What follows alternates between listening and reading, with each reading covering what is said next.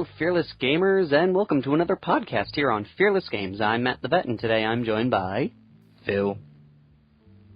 Hello, how's it going? Good. It's very interesting. We haven't had us in a while, and everyone who is wondering, we do apologize. The last podcast we did, Skype decided to, jarble everything, so it sounds like a broken transmission.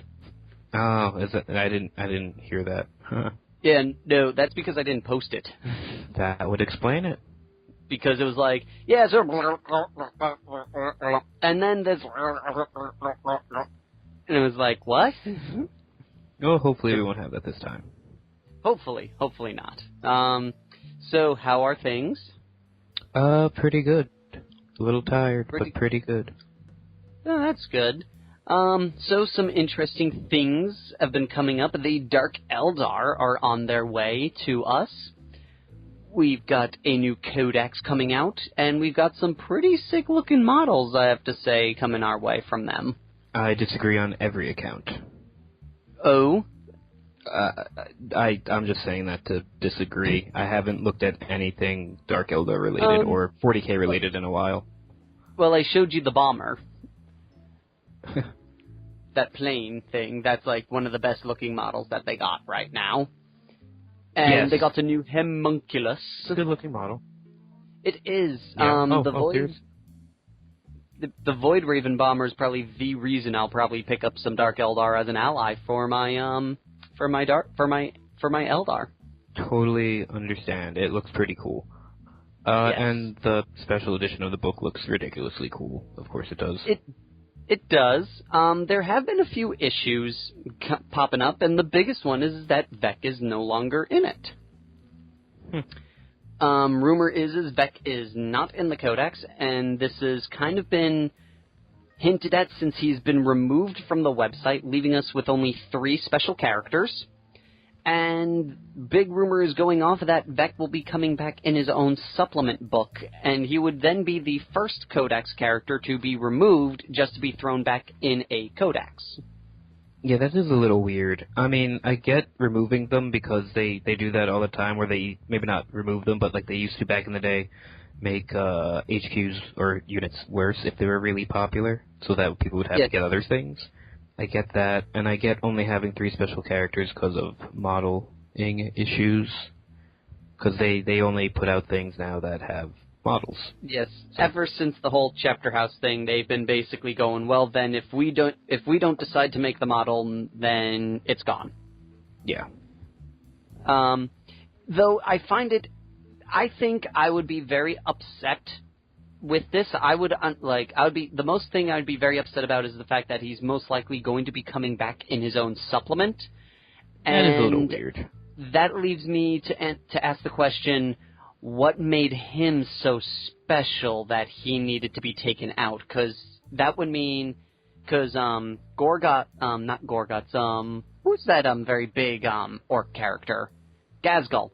Ghazghkull has his own supplement, but he's in the Orc Codex. Farsight has his own supplement. He's still in the Tau Codex. The Eldar don't have a special no, they have Prince Yuri. Prince Yuri is in the regular Codex, but he's also in the supplement, if you count the Iaden one as his supplement. So it seems weird that this is the one that they picked to say no. And they don't have a Lord of War, which makes sense to me. That's probably the one thing that made sense to me, for the sheer fact that they never really do that kind of stuff. They're never described as having Titans or super vehicles. The only real close one may be Vect's special vehicle. That's about it. Vect himself is the Lord of War. So that should be the Lord of War option, make it a little bit harder to kill. But it should be in there, you're absolutely right. Yeah, it is very weird. They really haven't put out a lot of supplements, right? I mean, it's only been 1 per Codex. If you get lucky, not except for Space Marines. Space Marines has 2 or 3, right? Let's see. If I remember it correctly, they should just put a supplement section here. They have a section for everything else. Yeah. Eldar have 1. Mm-hmm. Chaos has 1. Chaos has 1. Everyone has 1. I kind of... Nope. Just those 3, and then Space Marines have 2, and the orcs have 1. Yeah. On a side note, I would think supplements would be a little bit more common, or at least they make more than 1 per. It feels kind of weird and lame that they make a codex and then a supplement right after it. It should be like, why isn't that just all in the main one? Yes, especially some of these guys. Like, for a good example, you would figure the Dark Angels, they would have made 2 supplements for Ravenwing and Deathwing, but they didn't. Yeah. Yet then they make Yaeden have a supplement, and it's like, okay, everything in this book is pretty much in the Codex. Why do? And why'd you just stop at 1? Oh yeah. Well, half you could have done Giltan. Are the supplements for the most part are just there's nothing new in it. It's just a different way to play the army, and it's like and different rules. And there's some extra content like in the Yaeden one. There's some extra war gear that you can only get with the Yaeden army. Yeah, I think the same for Tau, and the Tau one though is same with the Tau. I don't. The Tau one is probably It's like the best one, and I don't want to pick it up. Yes, out of all of them, it is by far the best because it's the one you get the most out of. Mm-hmm. You get the most out of that one. And I wouldn't mind supplements if they weren't the price of a Codex. They're like $40 each, right? Yeah, they're most of them. Let me see. I'm gonna get one out. Let's check the Astra Militarum. Which, of course, that's another thing. We don't have... Where's the books? Oh, Codex and supplements.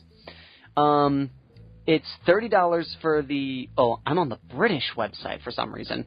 It's £30 for the Astra Militarum book.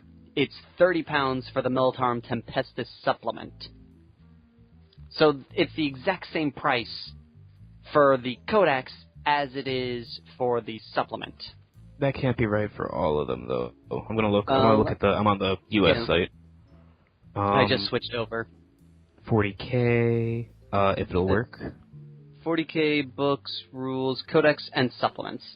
That's okay. 40K doesn't want to load for me. It keeps going back to the home screen. Let's see. Space Marines. Let's see. Space Marines is 58. Chaos is 50. So we're looking at roughly the $50 mark for regular Codexes. Mm-hmm. The Farsight Enclave is $49.99, so it's $50. The Space Marine one, the Sentinels of Terra, is also $50. And the Crimson Slaughter is $50. The Black Legion is $50. Oh yeah, they're all $50. I thought the Enclave or the supplements used to be cheaper. So yeah, you're paying $50 for minor. The supplements are usually $1 cheaper. The Codex is like, I don't get the point of the supplements then. There's some cool little extra fluff in them, but there's really awesome. all they have is like 1 or 2 alternate army lists. There's no new things in it. It kind of feels like a ripoff. Couple of special rules here to make you feel unique, so you don't feel ripped off, but it doesn't help. Yeah, I feel kind of ripped off. They're a little cheaper on iBook. The Farsight Enclave is $40 on there. Yep, you will get a better deal. Well, is that the interactive version? Yes. Okay, because those are the only ones I think are worth getting. Yeah. Because you don't want to sit, except for some of them, like the Apocalypse book has not been updated yet. It has been I don't know how many months since 7th edition came out, and we're still using the old rules in that one. Mm-hmm. But they posted them on the website, and when I asked them about it, they said, "Oh, it's coming." And I was like, "It'll be out in another month." And I was like, "Well, it's been 3 months. Where's my update?" But they updated the Cypher one. And they changed one thing in it. Yeah. They changed its faction rule to make more sense. Mm-hmm. But it's one of these things. I remember, like, back in the day, the supplement. I know this is horrible, because we'll never see this again because times are changing and inflation, all this stuff is happening. But it was originally like 30 or. It was roughly $30 or $30 to $20 for Codexes when I started playing. No, it was like $20 for my Eldar Codex when I started playing. When I started playing in 2003, it was $20 to $25 a Codex. Yep. So when I had started paying my Dark Angels, it was $20 for the Space Marine Codex, and then $8 for the supplement. It was a significant chunk out, and I still got quite a bit of fluff in that book. I got everything I needed to know that made the Dark Angels different I knew about the Raven Wing, I knew about the Death Wing, and I knew the story of the Dark Angels. For $8, you know, $10, give me some extra fluff, and boom, I would have gotten the exact same Codex. And take away my model, maybe change my pictures of my pretty models to 1 page instead of 6 pages, and you would have gotten a much better value. Like, I'm not expecting $8 supplements, but I'm expecting like maybe it should be a good $10 to $15 cheaper than the regular book. Yeah, we'll say instead of 10, 15, we'll say 50%. Cheaper. That's good. A good supplement number. isn't a full codex. It's supposed to be a quick add-on. It should be half the price. That is a more reasonable a thing for that. Yes, I would and agree that goes along with the inflation thing. So if the codexes now they cost $50, fine, whatever. The supplement should be $25 for the supplement. Like that, I would buy that in a second. Yeah. Wouldn't even think about it. Yeah. Though I would be getting all the Eldar ones, and it's odd.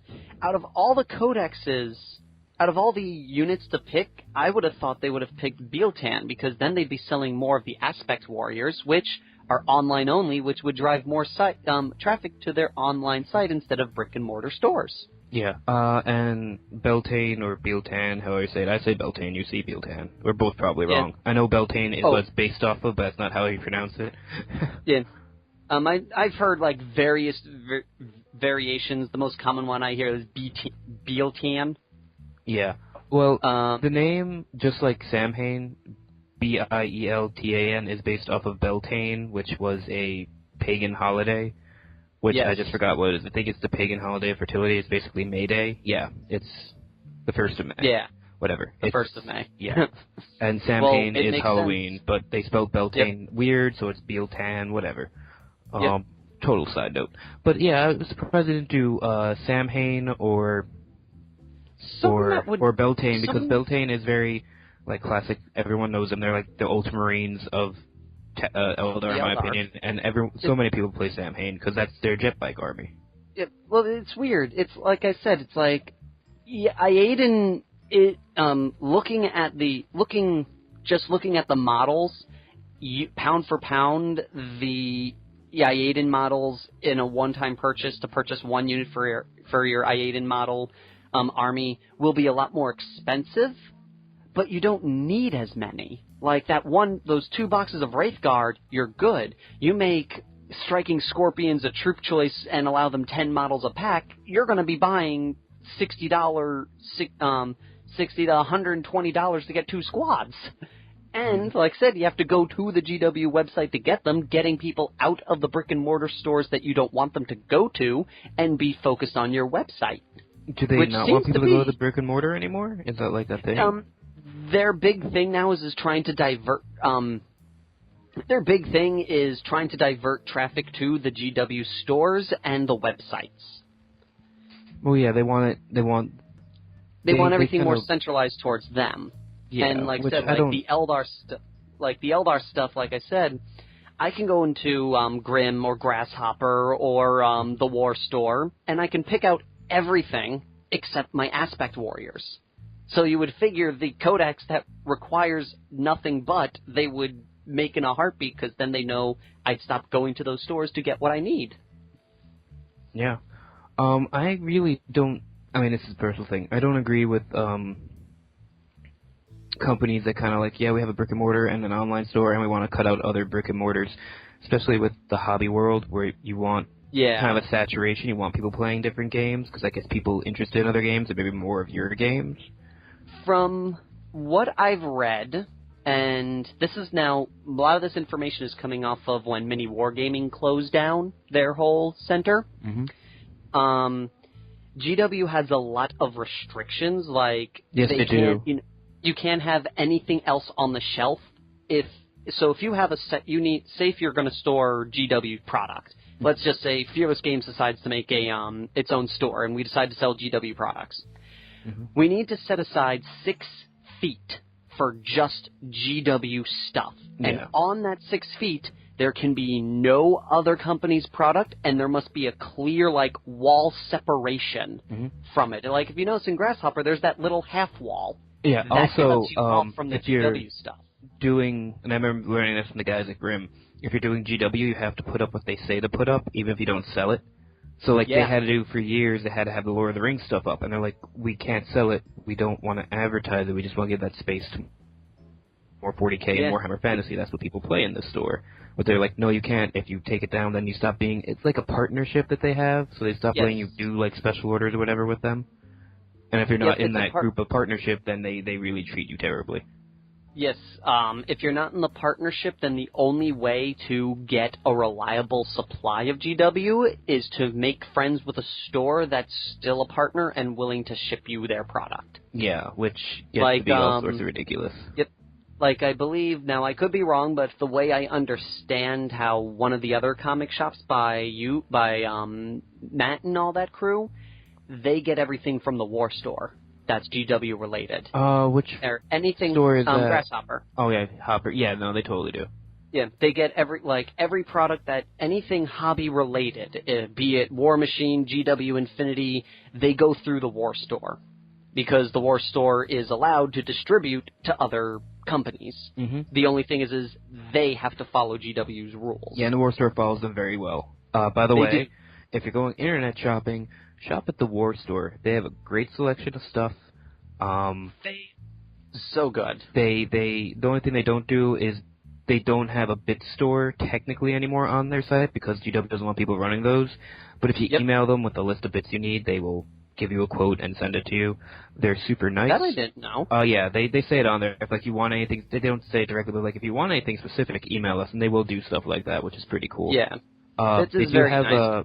They're very nice people. They're great in person. I haven't met them in person. They're great in email. They're actually located on Long Island, but we've never been to their store. I've been to their subsidiary store. Okay. I've never been to the warehouse because by the time I said, you know what, I'm going to go there, the regular retail chain store opened up, and I don't think they actually do business in the warehouse anymore. It's now if you want to do something and you want to pick something up, it goes to this place now, which is better because it's closer. Yeah. They're my main place to go to buy stuff for Infinity and whatnot because first off, since they're on Long Island, the shipping to me is really easy. But it's just easier because buying directly from online from the Infinity store at Corvus Belli is really difficult because first off, their English isn't great because it's a Spanish translated site half the time. Yeah. And they actually don't have a full selection on their main site because they just have the new stuff usually. You have to go to other stores, and the War Store is just easier. Plus, I don't have to worry about money conversion. I don't have to worry about looking at euros. It's all in dollars on the War Store, obviously. Yes, no, I'd have to say, if there's one good thing hobby-wise when it comes to living on Long Island, it's the fact that we're so close to War Store. Yeah. On a side note, if anyone from the War Store is listening, we'd like to talk to you at some point. Or get discounts. Mostly talk to you. Yes. We like to talk to you because you guys are awesome. I had some great experience with their store, actually going to their store, picking up your gift, actually. Okay. From last year? Yes, when we get you those, the Dystopian Wars 40K stuff. Oh, the Dystopian Legions, which I still haven't painted. Yes. Sorry. Oh, I haven't even painted half the Dystopian stuff that we bought. I'm almost finished with my initial army side note for Infinity. I've painted 9 out of 10 models. Very excited. Very nice. So now, I'm almost done with my first list for that, and Matt, I, and our other friend should be doing some battle reports for you guys with that soon. And now I've got a question. I'm going to switch gears just a little bit because we do want to talk about more stuff on these podcasts, which is what the podcast was designed for. It's true. It's going to switch over to video games for a little bit here. Uh-oh. I got 2 things that I wish to discuss. I got 1. You first. The first thing is, little side note, he probably will go nowhere, is the new Hyrule Warriors game just came out for Nintendo. Mm-hmm. And it is freaking awesome. The game has been everything that I've expected and more. The one thing, though, is the game has taught me that Nintendo needs to hire better people to run their midnight releases. Yeah, Matt the Clown went on a serious rant about that the other day because they did do that release horribly. For those who are not aware, there was a New York City only release of a watered down version of the collector's edition of Hyrule Warriors. For just so you guys are aware, what Japan got there was a DLC pack for Twilight Princess, Skyward Sword, and Ocarina of Time for Link, Zelda, and that was it, Link and Zelda. Japan got all three of those in the limited edition set. A scarf, which is a very nice handmade scarf of the, well, it may not have been handmade, may have been factory made, I'm sure it's factory of Link's made. Scarf in the game, which made great if you wanted to cosplay him, because then you didn't have to learn how to knit. Fish boss, just make the darn scarf. And a Triforce alarm clock, and a little chest that looks like the big chest of the important item in Hyrule Warriors that it all came in. In Europe, they only got the scarf, and we only got the scarf. And the DLC content, we only got if you got one pack if you pre-ordered in one store, another pack if you pre-ordered on another store, and the third pack if you pre-ordered on a third store. So yeah. And now in Japan, they had I think it wasn't a limited release in Japan. It was just a here you go. Once we are sending out a whole bunch, pick which one you want. In England, I could be wrong on this part, but I think that was the same deal. It was here you go, pick which one you want. But in America, there was only 300 copies of this game made. Yeah. And when they did it, they just let people line up.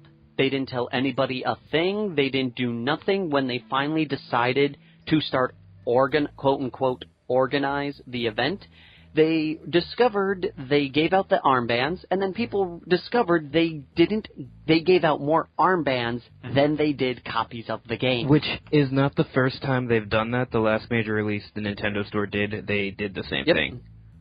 Which is, if there's one thing I would flip out about, is that it's like if you give someone an armband that signifies you can get the game, then you better have enough copies or be willing to ship them a copy or something. Ship them enough copy, yes. No, they should have honored those tags. Yeah, that's the whole point of that tag. What Nintendo really should have done is, one, it should not have been a New York only release. Well, there's only the one store in the whole world, right? Yes. No, what they should have done is done or the whole country, sorry. The whole country, wide, release. Make it a GameStop thing.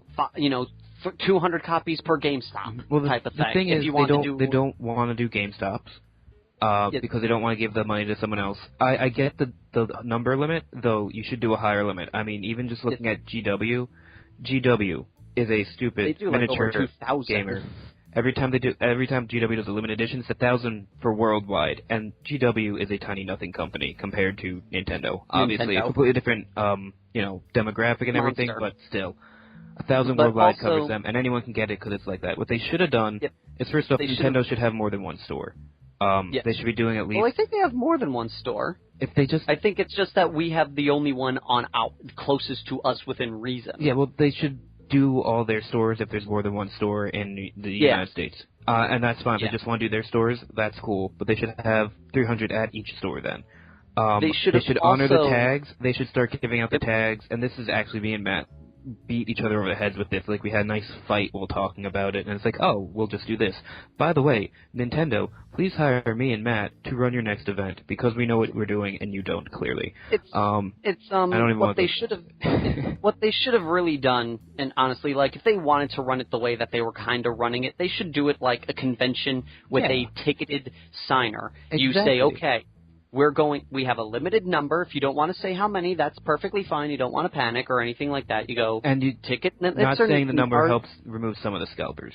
That was Matt's point, and that's pretty valid. Yeah. No, you don't I didn't. The issue for me isn't that there was only 300, then they should have informed us. No, they should have at least told the people running the event, do not give out more than 300 bands. Yeah. It's really simple. You only have 300 bands set up. They're all one color, and it's like, when you decide to start giving them out on the line, which should be before the event by a significant amount, especially something like this. Yes, you should always inform the people going, this is the time that bands will be distributed. It's first come, first serve. Yeah.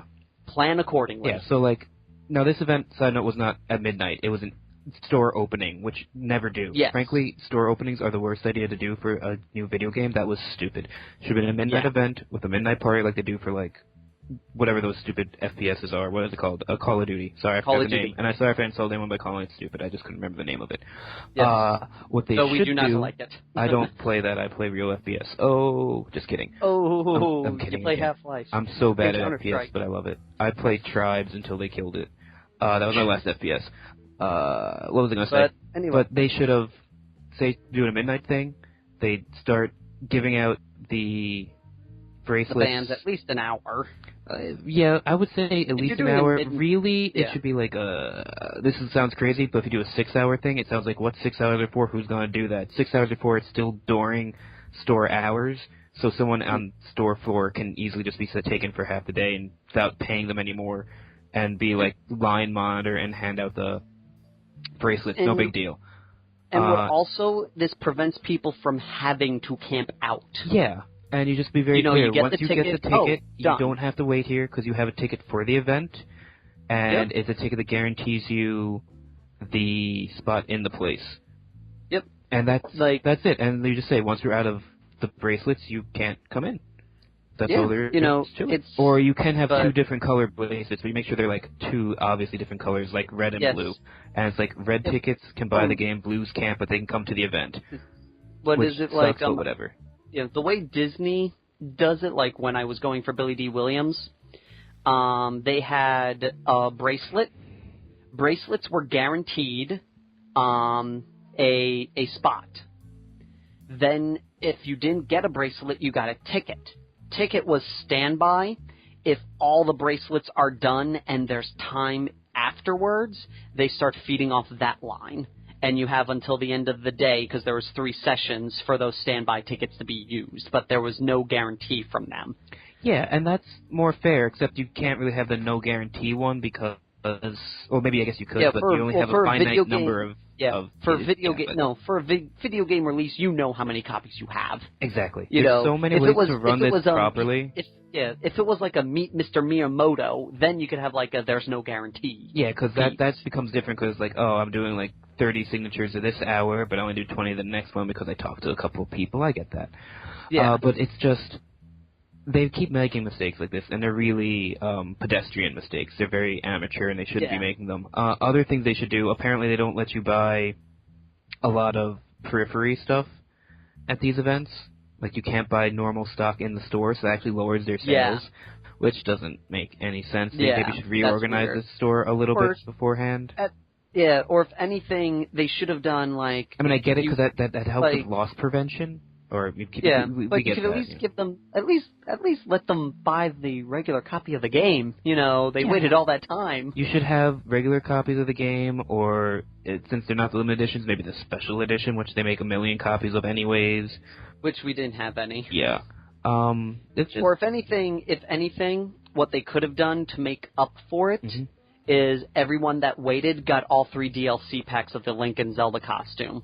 Yeah, that could be another thing. It's like you walk away, you came here, you got all 3 packs, you didn't need to buy from Amazon, GameStop, and Best Buy to get all 3. Yeah, maybe you do it like red bracelets get you the ability to buy the game, blue bracelets, and the red ones also have the code to get like a special skin. Duh. Yeah, and that's super cool and special. It's really not hard to make these events fun and good. You just have to be very clear, and you can't do something like handing out too many tickets for something you don't have. Yeah. And they did that at the Pokemon one also, apparently, and they need to not do that, because that's just bad event running.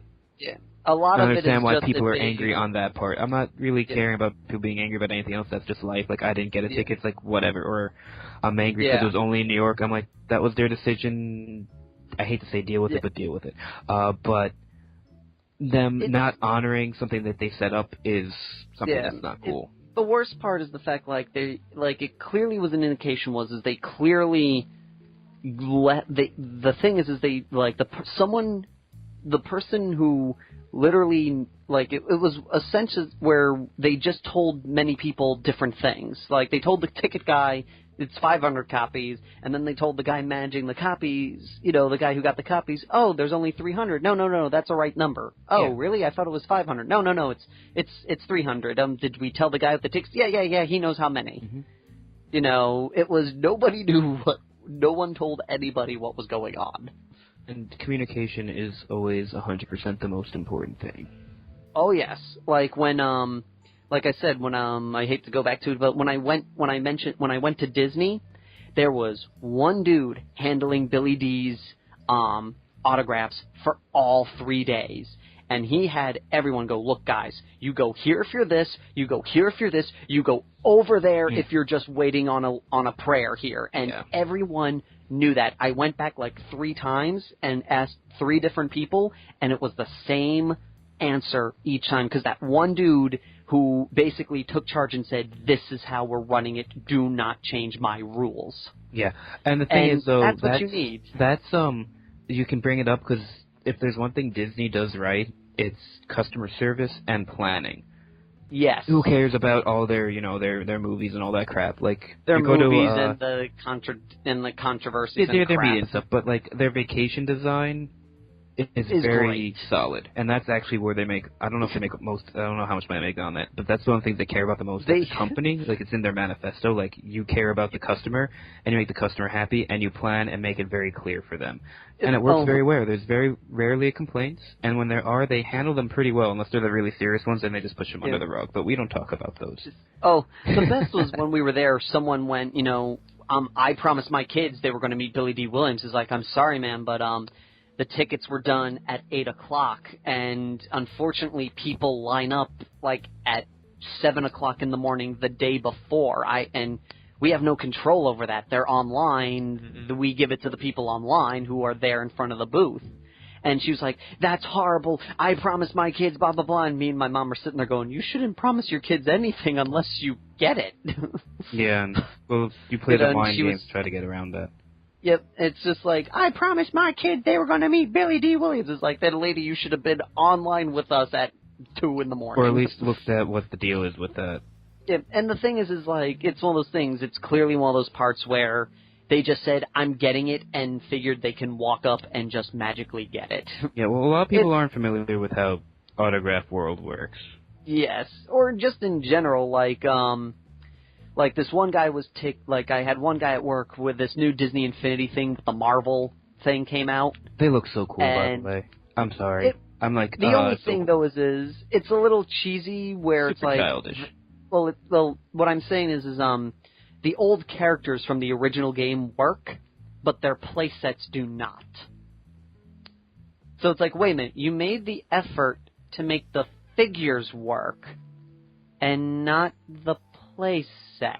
I don't know what that means. Basically, say if you want to play, you have let's just say for argument's sake, the Wreck-It Ralph characters. Mm-hmm. Wreck-It Ralph characters will work on Disney Infinity 2.0, the one with the Marvel in it. Mm-hmm. But if you take the Wreck-It Ralph universe world, where you can play the little the game that's designed around Wreck-It Ralph, you better have kept your original Disney Infinity game, because 2.0 won't run that. Weird. It's like, that's a little strange. Like, 90% of the reason the half of the thing I purchased is on this piece, and they've kind of shown that the system, the playsets are not system locked in a sense. Like they've added stuff that wasn't originally initially in the game through a playset piece. But either way, so it's a really popular thing. It's got Marvel. Who doesn't love Marvel? It's got Groot. It's got Rocket Raccoon. It's got all the all the Guardians, and then Nova, and the Avengers. You don't need anything else. You're done. This guy comes in and goes, like, 2 days, the next day, and goes, you're sold out. You should have more of this. This is me. And I was like, if you really were this strong about getting it, you should have been here yesterday, my friend. So don't act like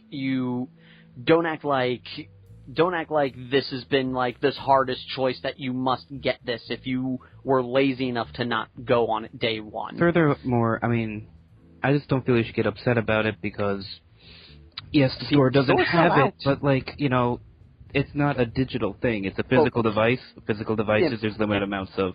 What you can do is ask you guys, well, you don't have it at your store. Can you call one of your other stores and see if they have it? He just went, you just lost a sale. And I was like, oh no, I'm so sorry, we sell things. Well, that's when it's like, yes, you're right, I did lose a sale, but I already sold out, so I couldn't make any more sales anyways. It's sick. They go, you should have more of this. And I was like, so I'm supposed to, but like the lot of times these people go, the way they say things, it's like, you should have more. Some of them have said, you should have known how much you needed. I was like, wait a minute, I'm supposed to know exactly how many people in the Suffolk area was going to come to my store to buy this? Well, yes, you are. But furthermore, you can also say, and I should have known the ones that have two. Not oh, no, I just say, I'm sorry, I can't. Oh, yeah, no, I always just say, I'm sorry, there's nothing I can do. I'm subject to the what the store sells me. And what really ticks me off the most is when they go, oh, yeah, I know it's not your fault. And I'm like, so why are you yelling at me like it is? Because people think they can yell at people in customer service, which is not really true. And it's like, you know, don't lie to me and say you don't want to make a big deal or you're not mad at me, because you're clearly mad at me, because my answer is no good. And if you were not mad at me, you would go, oh, okay, thanks, goodbye, and not leave with the... My favorite is when they say, well, I'm just going to go to Best Buy, as if that's, wait a minute, poof, I have it, because you said Best Buy. Yep. You know, that's my favorite, is when they think dropping the name of a store will, dropping the name of a store only works in a franchise or a business where haggling is involved. Or commission. Yes. You work in a retail store. I mean, unless you're working at a Sleepy's, it's not a commission gig, it's hourly. Like when 38mm film worked and it was made, you could call Kodak, ask them how much their film was, and then say, maybe I'm going to see what Fuji's selling. Then that's when that works, because that will work. Because then they'll go with their, new film, filmmaker welcoming package deal type of thing. But going to a freaking retail store, dropping their name isn't going to do anything. I'm just going to go to Best Buy. Have fun getting someone to help you at Best Buy, ma'am. It's just...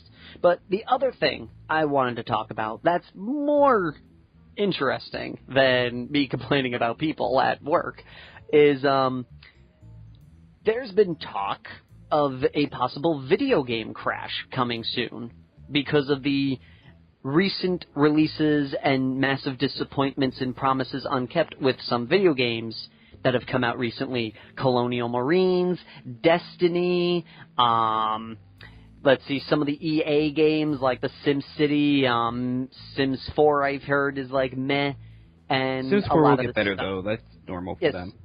But the thing is like, some people are thinking that a crash may be imminent at this point because of these said flaws. Oh, Watch Dogs, that was another one that kind of fell flat. I don't know if it'd be another crash. Like, the last crash happened from oversaturation. Oversaturation and poor quality games. Exactly. Right now we're getting a lot of, like, AAA titles that just aren't what people are looking for. Or they don't promise what they say. Yeah, like Colonial Marines, where it was just a straight bloody lie. Or Destiny. Apparently, like, Destiny, I've heard, I haven't... Now, this is all coming third person. Mm-hmm. I've heard you can play the game, but, like, when you open up the game, there's a little sheet on the side that says, for $40, buy the new expansion set coming soon. And you can actually tell in what points of the game and the story that were taken out to be turned into expansion sets. Yeah. The Angry Joe review talks about pretty in-depth. By the way, look at Angry Joe's site for video game stuff. He's very good. The only thing, Angry Joe, is if you listen to this, we should play 40K sometime. Thumbs up via the internet. He does not listen to us. He should. He does not, but he's a 40K player. That makes him awesome in my book. Yeah. Except for the sometimes that he makes some mistakes that I want to call him out on. Oh, we make mistakes too. Yes. Who cares? But no, I enjoy his stuff. He needs to get back into doing more because he hasn't done much lately. I know he was fixing a lot of YouTube issues for a while. Yes, because he's been because the video game rights war on YouTube hurt him a lot. Yeah. Which, furthermore, Fearless Gamers, that's why we don't do Let's Plays of, like, the Dawn of War games. Or, because we've done a couple of things where we recorded playing, like, Last Stand on Dawn of War, and a couple other video games, and we just didn't post them, besides the fact that they were okay. But we stopped posting stuff like that because there's too much issues with video games on YouTube, and we get it, but we also don't want to put all the effort into making sure we're safe, because it's just a lot of work for something we do on the side. Yes, especially since this has not turned into a full-time job yet. Yeah. This is very much a part-time job for all of us. Yes, very much so. Without any pay. Yes. Well, we are technically, we just haven't done the paperwork to get it. And it's so little, it's like no pay. The channel has made very little money, just so you know, Fearless Gamers. Technically, I wouldn't call it anything near a profit. Yes, this is not a shout-out or anything, we're just fun facts. Yeah, fun facts. We're broke, and we don't make money off this channel, we do it for fun. Yes. We would like to make money off this channel, but we don't, because we don't have the time to make this full-time. Plan. Yeah, that's always been a future plan. That is a future plan. Future plans. But yeah, I don't think there's going to be a gaming crash getting back to that, but like, it's getting to the point where people are more and more saying, hey, this game you sold us sucks. Fix it. Yes. And that's a good thing, because we're getting more savvy about things and realizing what we do and don't want. I think another issue, I think also we might find Starly getting people to, like, a good example is the big thing is if it's bad, why buy it? Type of thing. Like, everyone complains about EA stuff all the time, but everyone buys the latest. Decent games on some cases, and they actually have good... They're hit or miss. They have really good customer service from what I hear. Yes. I've dealt with them like once, and I didn't have any issues, so it's okay. They're hit or miss, you're right. Because sometimes they do really good things, but they're also a scapegoat for everything stupid in the world, because they were pretty horrible for a long time. Yeah. But, like, I went to one person who's like, oh, you know, I'm a big EA fan, blah, blah, blah, but I was really ticked there was no multiplayer in the last NHL game. And I'm like, okay, now here's a question. Will you buy the next one because the one feature that you love is gone? Yeah, I'm probably going to. And I was like, so you're telling EA that you're okay with no online? Well, it better be in. And I was like, well, that's, you know, this I think is bringing up that point, like with everyone says with GW all the time. If you're not happy, the only way you can tell them is by not buying. Yeah. And I think this gaming issue, like I think with Watch Dogs and like with Destiny, I was thinking about picking it up until I found out it was online only, and half of the story was cut out for expansion. Half the story's cut out, and the balancing is really stupid. Like, you can just kind of stand... I think they finally fixed the cave glitch, but you just stood in this one cave around other people, and you got the XP for not doing anything, so you just walked away from the game. Like, they have a real issue balancing basic MMO concepts of leveling. And I also heard that you could be the best man in the mission. You could have the most kills, most assists, most of everything, and you'll still get the crappy, not worth anything item, and the person who you had to pull out of the fire every 2 seconds got the legendary item. That's because the items are completely randomized. Random. On each person. It's not like randomized and then given by like kills like they do in most MMOs, where it's like, you did the most, so you get the best chance of getting this. It's just randomized for everyone, so you have no idea who's getting what. Like, they have a lot of little stupid problems that were fixed back on WoW, and I don't even like WoW, but WoW doesn't have these problems, and that's the kind of problems they're having. And so I answered this with, well, then I will not buy it. I will tell Bungie this was not acceptable. Well, another so I'm hoping issue... People need to stop buying games before they're out. Yeah. Or people have got to stop buying games despite, you know, everyone's got to make a conscious choice. Like, for a good example, let's just, like, I've actually been questioning my purchase of Watch Dogs now. I have it saved on the Wii U game, and because EA promised us it was going to be the most interactive, the most creative, the most ingenued game out of all of them. I was like, okay, if it's going to be this really cool, maybe, you know, like the phone, like gamepad's my hacking screen and stuff, some really cool, awesome things, this will be really worth it. Nope. But then, well, Elena got a free copy with her video card. And she's like, yeah, you know, it's okay. You know, I've been hearing, and from what I've seen, it's very much just Grand Theft Auto with hacking. And then EA announced the Nintendo edition of the game. They're like, it comes out this date. It gets off-TV play and an interactive map on the gamepad. And I'm like, wait a minute. So the most interactive version of this game means the feature that's on every game I don't have to hit pause to get. It means you get to actually have a mini-map. But that's all, like, the Wii U's been used for. No one's really using that extra screen intelligently, except for a few little things. There's a couple of things that I've seen, like, Darksiders did it the best, because you can equip him, you can do all of the equipping and inventory things without hitting the pause menu. So you can be in the middle of a game and go, crap, like, so you can have 3 cool sites. If you can remember which sites they are, you can switch between them in the middle of fighting. Okay, that's because the info's on the gamepad. You can switch to your you can literally just sit there and do nothing, like listen to and just do everything on the gamepad if you wanted to.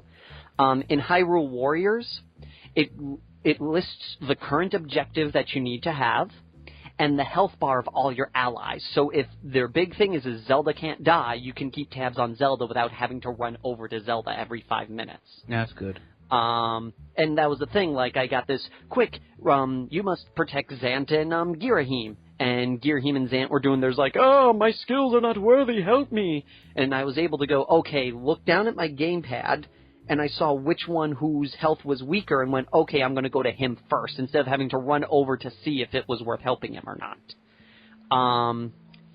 In some games, they just use it as the mini-map, which works. That's great, because it's a lot bigger than the tiny thing. Yeah. But when you promise me the most interactive version of the game, I expect more than the mini-map.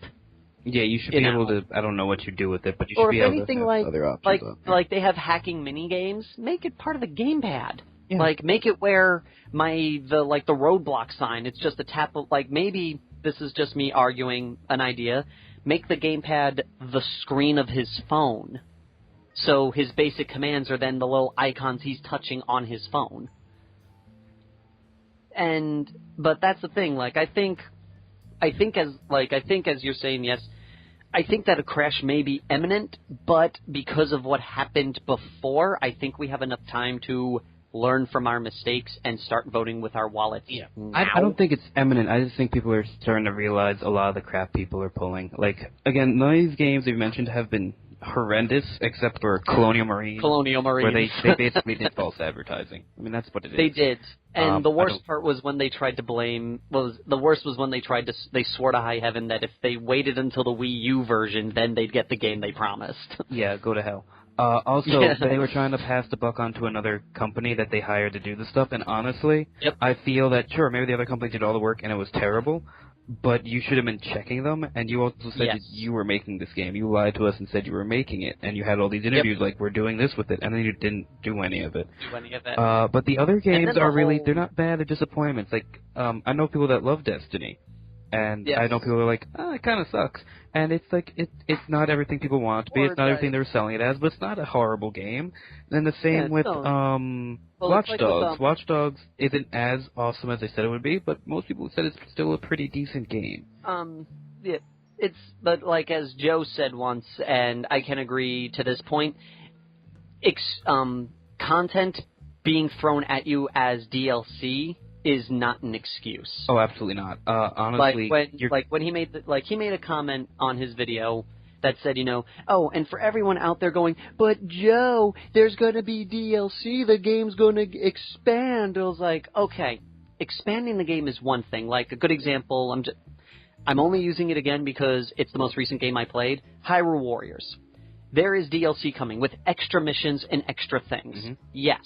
But when I played the game, I never went, I feel like there's something missing here. It felt like a complete game on its own. Yeah, like your standard RTSs, the Dawn of War games. Each one feels like its own game, and then the expansion's built on it. Or the StarCraft. StarCraft 1. Another good example. Like, StarCraft 1 is a full game, and then there was Brood Wars, which was a great expansion. With Diablo 2...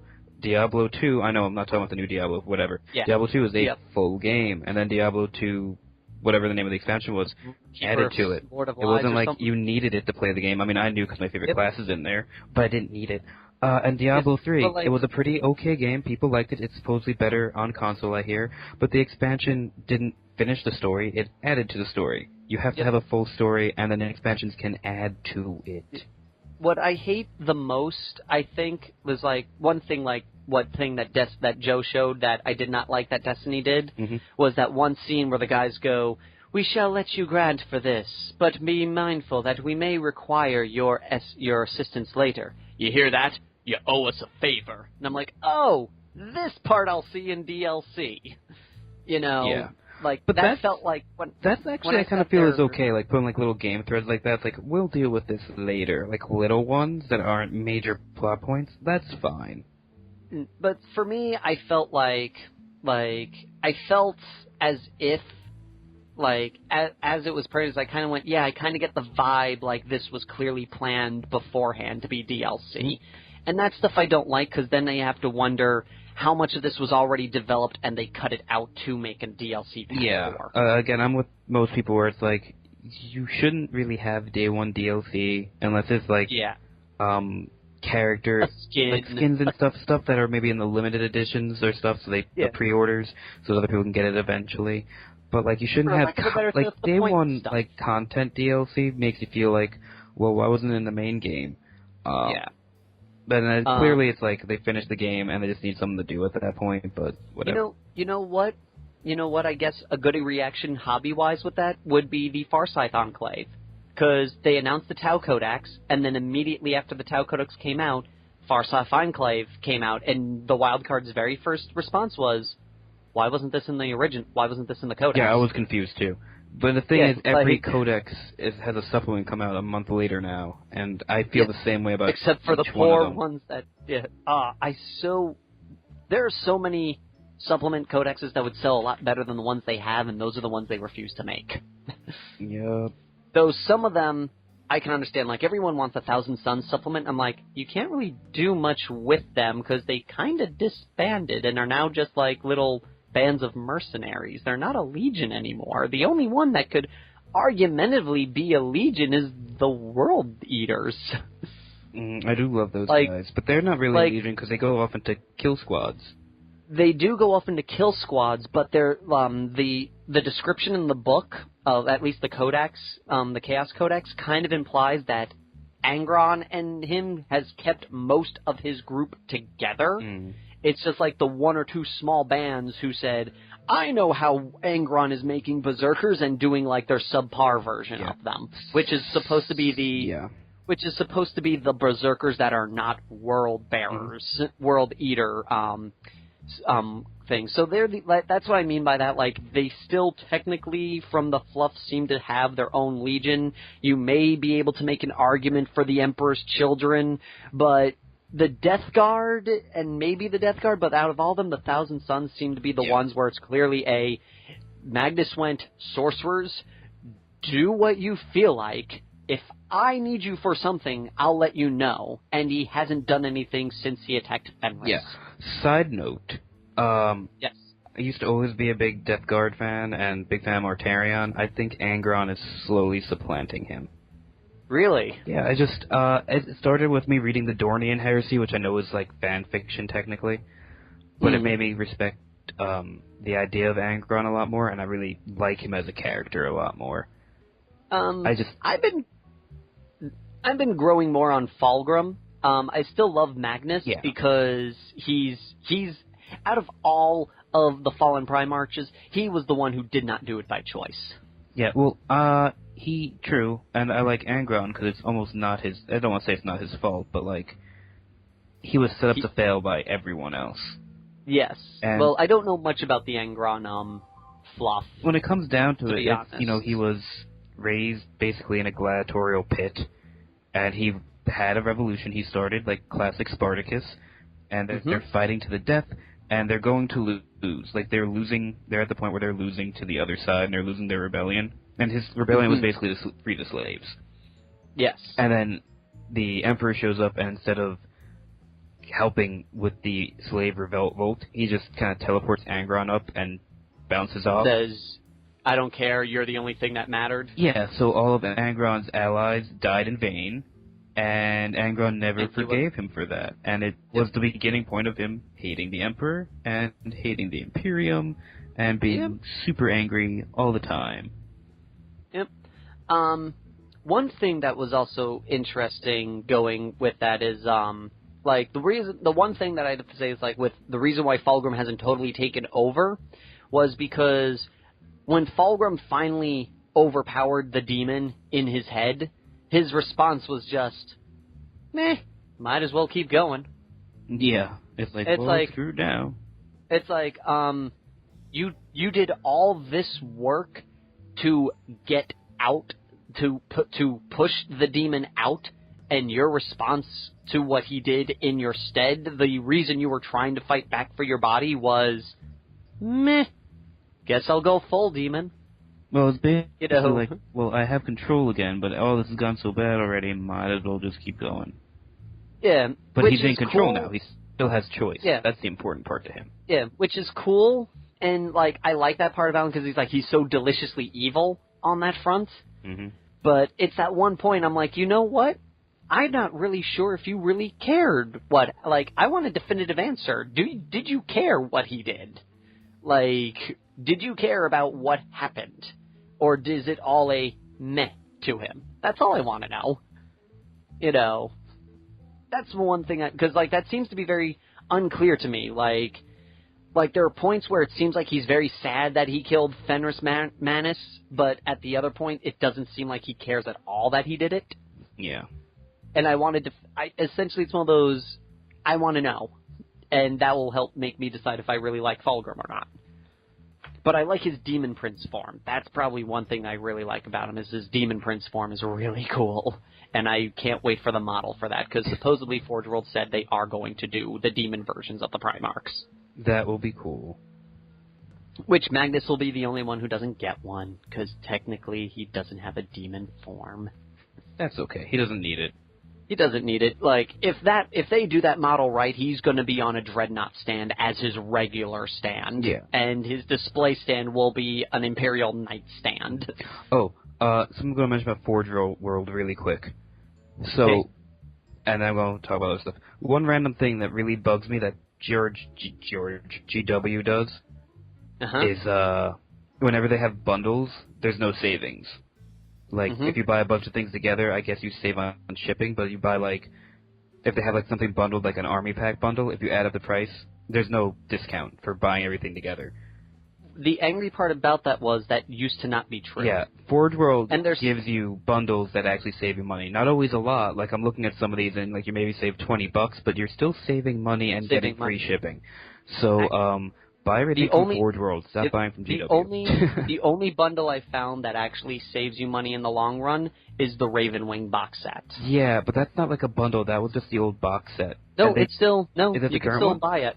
Yeah, you can still buy the whole Ravenwing battle set. Yeah, it really bugs me where you go on and they have, like, these bundles, like, buy all this for $800. And it's like, but if you bought all that separately, it'd still be $800. Yep, because it's like $110 for the bikes, for the bike set. Gives you 6 bikes, which would be, right now, that's $82 right there for just the 6 bikes. Mm-hmm. Plus an attack bike, which is another $15, so tack on the 15 there. Boom, that's $97. And then we get a stereotypical land speeder, which, how much is a land speeder? Upgrades vehicles. Of course, because it's Dark Angels, it doesn't list under there. You have to go to the Space Marines section. They should just put everything together. Yeah. A land speeder vehicle, let's see, fast attack, is another 30, so you are saving, you're saving $17 purchasing the Ravenwing bike set. It's the only deal so far on GW site. Ever. Ever. And it's ridiculous. Speaking of that one thing, James has made a big thing about how he doesn't like that they're making their own knights on Forge World. That they're, in a sense, not using his words in a way, but in a way, like, you could say it's maybe like a one-upping. Like, they're like, oh, that's cute. Now here's our version of a knight. Yeah. But they just made a new one, a Questoris Knight Magnaria. And that's not the newest one, but yeah. The newest one is... that's the newest one you can buy. No, the Certus Knight I can't say this name at all. That did came out. Yeah, that one came out. But the Questoris is big, beefy monster. The Questoris uses the GW Knight kit, and you just add pieces on to make onto it. That's cool. Do you think Forge World should do more of that when it becomes to a pre-existing kit that GW made, or are you down with them making their own knights? I get why they made the Cerastus Knight line, because it's a completely unique build, and it's one that is mentioned in the book. Like the Lancer, the first one, is something that they mentioned in the book and they didn't build. I don't think they should be making their own line of knights, really, because they should really stick to the 4 types mentioned in the book, and now there's I'm looking at it, they have 3 variants of the same thing, and then an upgrade kit, basically. The Archeon, the Castega, and the Lancer, and then they have this one that kind of gives you a Mechanicum Knight for Mechanicum armies. Yeah. Which, if I was going to get a knight, it would be that one because it looks very Mechanicum. They look really cool. I've been trying to come up with the money and the time to do a 4-knight lance, army. It's called a lance, this is some kind of thing, what's that called? Battletech. Oops. It's okay, it's not it's a dirty word here. It's true. But, I'd rather they focused on upgrade than just making their own, but I get, they have 4 up right now. One's an upgrade for the existing kit, and the other 3 are their own because it's a completely unique silhouette. Yep. Which I get. If personally, I don't mind that they're doing a lot of Heresy stuff because I love the Heresy era. That's probably my favorite part of the 40K universe. Yeah, well, this isn't really Heresy, though. This is... Yeah, no. Well, these things technically are part of the Heresy stuff that can be used in modern regular times. 40K games. That's true. And especially some of them have specific rules, like the Quasar. I'm just going to call it the Quasar Knight. Which the Questorius? The Questorius, sorry. Let's see. Magera? However, I have no idea how to say this. I hate pronouncing fake Latin. Like the Questorius Knight. You can only have so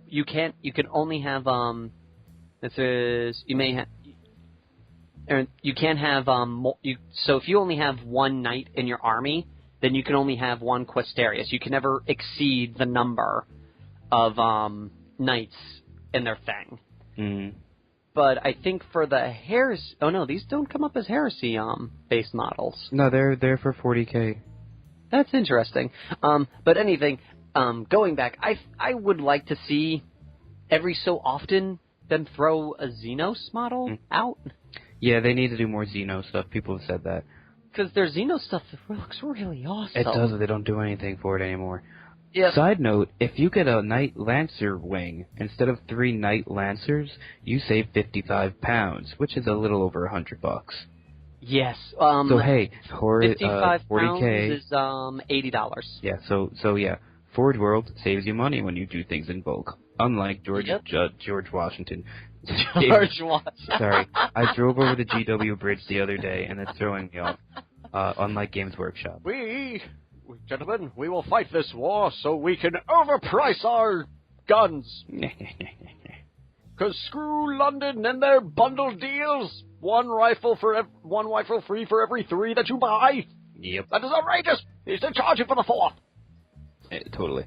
But yeah, that was a horrible, because, I don't know what he would sound like. Yeah. So, looking really quick at Forge World's new stuff, it is all Space Marine stuff. Yep. One Tyranid model. 1 Tyranid model, 1 Mechanicum model, and 1 Chaos model. Yep. One thing that I do think that's also awesome about them, I don't know the extent to this, but one person I know bought a Lancer. Mm-hmm. And somehow, I don't know why, I don't know what he was thinking, I don't know how he did this or how he went about this, but supposedly, the way the story goes, as I was told, was he contacted Forge World and told them about how he wanted to use the Power Fist to make the fist that the Lancer has as a Power Fist for his other knight. Mm-hmm. And when he got the box, there was a second Power Fist in his box. Oh. And I know that one person that I know who also bought the Lancer, it does not come with 2 fists. Look at this. Yeah, the Knight Lancer, the left hand is a big old spear. Yep. The right hand has the cool, I want to call it cool, but it's really just an okay, like, empty I like the look shield. of that shield. It's alright. I don't love it. I don't hate it. I want to like it. It reminds me, it's one of the few things that I liked in the Gungan arsenal was those shields where it was boom and then the energy field filled in the gap. You brought Star Wars into this.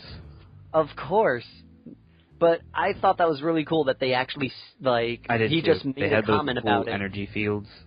Yep. Yeah, no. I love that. That's probably the only thing good out of the Gungan line. But, I found it very awesome that they gave him a second fist so he could make a conversion. Yeah. I don't know if they did that on purpose. We'll pretend they did. We're going to pretend they did because, as I said, the story goes is that he physically emailed them and told them about this before his product was shipped. Mm-hmm. So knowing him, knowing this gentleman that I know, he probably outright asked, can I have an extra fist because I want one to make a power fist. My problem with the knights in general, and I have very few problems with them, is that they don't have hands. I mean, I get not having hands, but they could use some hands. There's some... Well, the thing, though, is some of the items I would think would look silly with hands. Like, the sword piece and all that, that has a hand piece to it. That's kind of pushing it for me. I actually would prefer that, because, I feel that... I don't know. I just like having a hand. But I don't like feeling off of, the Mechanicum bit and all that. I get, the hand is probably the most complex and the most ingenious invention ever. But some of the books I've read make me really feel like the Mechanicum themselves do not like how the human body is shaped. They don't. So I can fully understand them not giving them all the appendages that the human body would have unless they absolutely had to. Yeah. Because, if you read a lot of the books, most of the Magos or Magos, however you want to say it, have pincers. Mm-hmm. Only the tech priests have hands because they're on the battle and hands work better in a stressful situation. Which says something about why you should keep your hands. Most of them have at least one or two, but usually they give themselves extra forearms and use the pincers for everything else. Yeah. They use their hands only when they absolutely have to use them. Mm-hmm. Which I get. And I think also to a point, it's another thing, most of them, the only ones that talk are the ones that have to interact with humans from the Administratum, mm-hmm. because they know they don't they know not that, because not all of them talk, have the biosphere implant, so they can't understand code. Mm-hmm. So a lot of them, and even the dudes that have removed their voice boxes actually get insulted if a dude who can speak via via binary doesn't to them. There's one book where he goes, Sir, I greatly decline. Don't insult me with your flesh voice. You speak to me in binary like true Mechanicum. Yeah. So I can understand them not having hands. If it was an Imperial-based thing, they may go, give it a fist. But... yeah. Yes. So, we are... unfortunately out of time. Slowly running out of time. We've been doing hour-and-a-half ones recently, okay. so... I had two things I wanted to mention. Slowing down. Go right ahead. Not big deals. You just said video games. That's fine. Still playing Final Fantasy VI on my iPad. Definitely the best thing I purchased. It's a little expensive getting Square Enix games on iOS. But it was worth it, I feel. It's okay. I bought the triple pack of the Phoenix Wright games for my iPad. Seriously thinking of doing that. It is so good. And sad thing is I always feel dumb because I have a game guide opened up in another window, because I always get lost. Because it's one of these things, it's some of the connections make no sense in the game. Well, to you they don't make sense. There was one, there was a thing, a guy goes, I stabbed him in the chest or something. And you have an autopsy report, killed by hitting over the head. So I'm like, oh, autopsy report. Sir, this clearly contradicts. No, it doesn't. I'm like, yes, it does. The autopsy says he was strangled. He just said he was stabbed. No, I need to pull out the blood stain that proves that he wasn't stabbed. And I was like, wait, what? But there's not a hole in the dead body? It's one, like, that was just an exaggeration, I get but, you. like, it was one of these things where, like, a piece of evidence clearly contradicts a statement that the guy says, but the game won't allow that as a contradiction. There's only this one piece of evidence that will count as a contradiction for the whole testimony, and it's like A, B, D, these kinds of jumps that these evidence pieces make. Like, the only time I get them right is when it's a clear, obvious things, like, they came out of the passenger side, and I was like, you sure about that? Because this! You know, like, it's just weird, but the games are fun. The story is great. Especially the second game. The final mission, the final case in the second game, oh my god, has one of the coolest twists in the game series so far that I've seen. Mm-hmm. But, yes. Yeah, so, your second thing. Okay.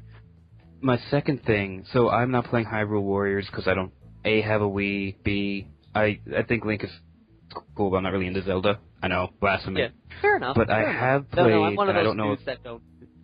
Yeah. Yes, yeah, I've played. But I have been playing a little bit, and this is only with Matt because he owns the game, but we've been playing Kamen Rider Rider Wars. Yeah. Which is you guys and your Kamen Riders. Oh god, so good. It is a Kamen Rider, what's the game series called?